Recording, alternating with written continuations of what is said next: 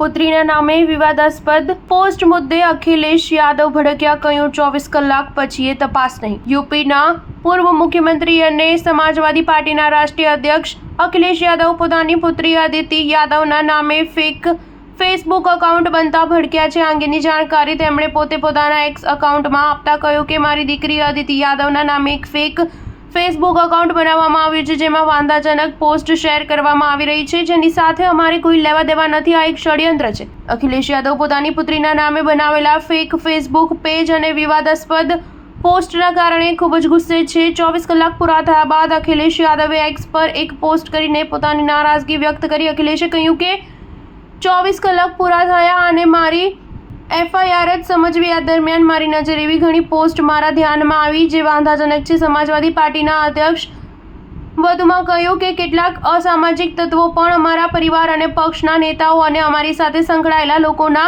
સમાન નામો અને ફોટોગ્રાફ્સનો દુરુપયોગ કરી રહ્યા છે અને ખૂબ જ નિંદનીય સોશિયલ મીડિયા પોસ્ટ્સ અને કન્ટેન્ટ કરી રહ્યા છે।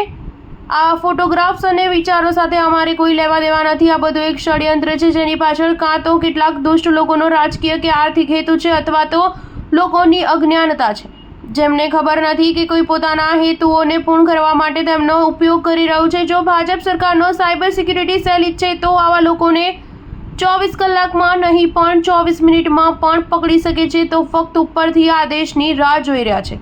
સ્ટાર ન્યૂઝ 7 હંમેશા સચ્ચાઈની સાથે।